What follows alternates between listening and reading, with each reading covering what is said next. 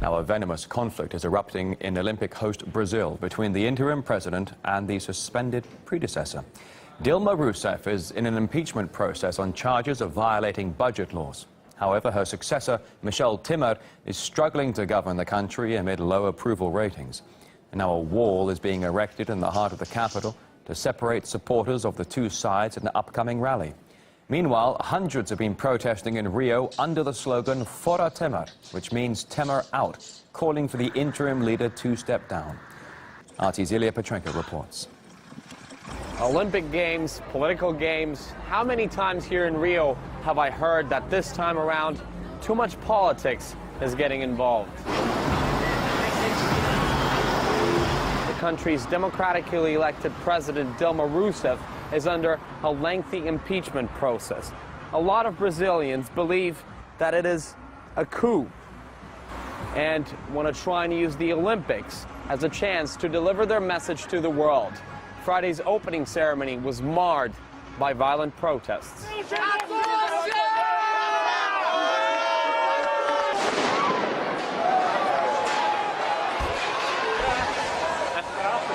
Once the competitions kicked off, locals brought the protest inside the Olympic arenas. They may have like a very low percentage of approbation in the population. They buy their tickets. They have the right to watch the game. And they have the right by the Constitution to speak what they want, but they want to silence us. If the person resists to go out, he's gonna be maybe arrested if they keep resisting, or putting out by force of the stadium. This is an affront to free speech. The special law for the Olympics prohibits offensive messages at stadiums, not political manifestations. Stopping protest is unconstitutional in Brazil, despite Rio 2016 decree.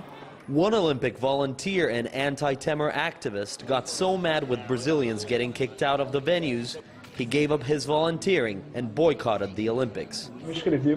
I saw a video on YouTube showing people with anti-Temer posters being driven away from the stadium. I actually had something similar, a sticker on my badge saying, "Go away, Temer." Temer's regime is illegal. No one actually voted for him.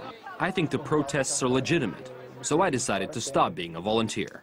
Lewis's fellow activist Ianya says you can't expect big street rallies during the games when the army is policing every corner, but the anti-government movement is looking for any opportunity to make its voice heard. Another way, it was these paintings on the walls. I think better than I tell you is show. This is a big one, Fora Temer.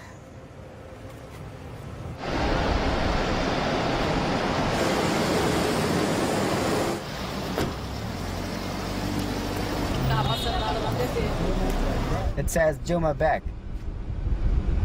Our media, it's biased, and they go with the higher classes that, of course, don't like Dilma because her government, it's for poor people. So perhaps the status quo will hold until the end of the Olympics, but then expect an all-out battle for power in Brazil. Ilya Petrenko, Rio de Janeiro. More news after the break.